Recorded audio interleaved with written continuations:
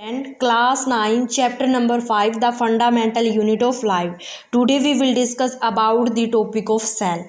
ठीक है, आपको सेल की डेफिनेशन तो पता ही चल गई है. Cell is a structural and functional unit of life. ठीक है, तो जो हमारी पूरी बॉडी है वो किससे है, हमारी पूरी बॉडी या स्ट्रक्चर है वो सारे किससे बना होता है, सेल से बना होता है.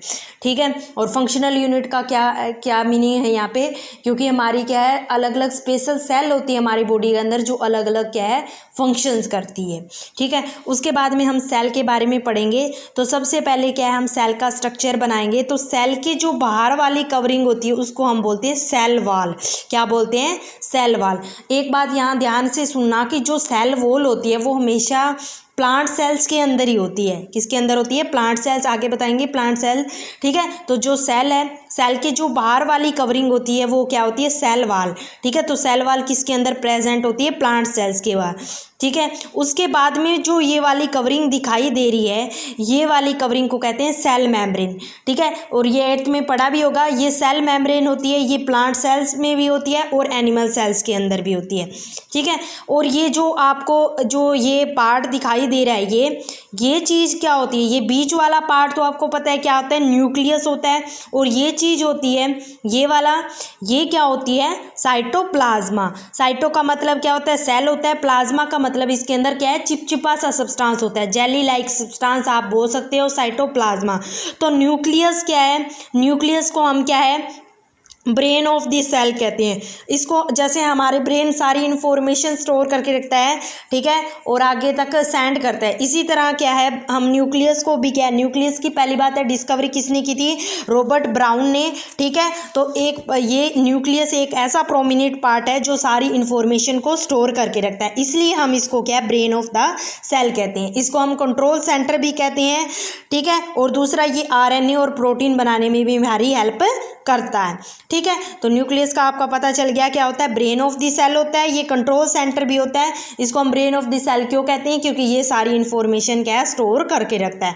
तो जो सेल की बाहर वाली कवरिंग होती है सेल वॉल ओनली प्लांट्स के अंदर पाई जाती है. सेकंड इसके बाहर अंदर क्या होती है, सेल मेम्ब्रेन, ये प्लांट और एनिमल्स दोनों में पाई जाती है. प्रोमिनेंट पार्ट न्यूक्लियस होता है जो सारी इंफॉर्मेशन को स्टोर करता है. ये वाला जो पार्ट है ये क्या होता है, साइटोप्लाज्मा, ये जेली लाइक सब्सटेंस होता है. उसके बाद में हम पढ़ेंगे कि प्लांट सेल और एनिमल सेल्स के अंदर क्या डिफरेंस है. देखो प्लांट सेल सबसे पहले आपको ये पता होनी चाहिए, जो प्लांट सेल्स है वो बिल्कुल रिजिड टाइप है, रिजिड होती है, कठोर टाइप्स की होती है. एनिमल सेल्स की क्या होती है, एक प्रकार बैलून शेप सी होती है. ठीक है, इतनी रिजिड नहीं होती. ठीक है, प्लांट सेल्स क्या होती है, ज़्यादा हार्ड होती है. इन दोनों में मेन क्या है, आपको एक तो मेन डिफरेंस मैंने पहले भी बता दिया था कि इसके अंदर प्लांट सेल्स के अंदर ही सेल वॉल प्रेजेंट होती है, एनिमल्स के सेल्स के अंदर सेल वॉल प्रेजेंट नहीं होती. दूसरा डिफरेंस ये है, इसके अंदर क्या होती है, प्लास्टिड क्या होती है, इसके अंदर सेल वॉल होती है, इसके अंदर सेल वॉल नहीं होती. इसके अंदर एक और डिफरेंस है, इसके अंदर प्लास्टिड प्रेजेंट होती है.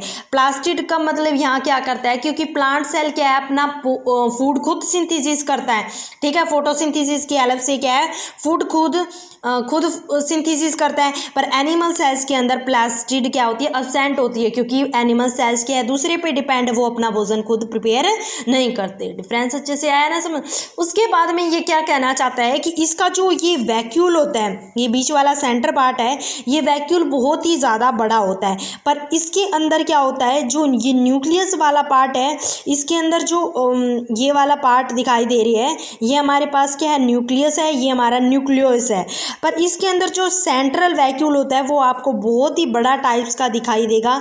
इसके अंदर सेंट्रल वैक्यूल क्या है, इतना बड़ा नहीं होता.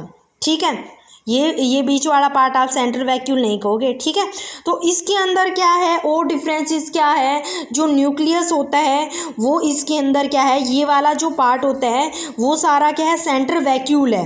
ये सारा जो पार्ट होता है सेंट्रल वैक्यूल होता है, और इसके न्यूक्लियस है वो इसकी साइड में होता है. ठीक है, इसका जो न्यूक्लियस होता है वो साइड में होता है, पर इसके अंदर न्यूक्लियस क्या है बिल्कुल सेंटर में होता है, साइड में नहीं होता. ठीक है। ये इसमें न्यूक्लियस है, इसमें सेंट्रल वैक्यूल का पार्ट आपको दिखाई नहीं देगा, बिल्कुल स्मॉल होता है।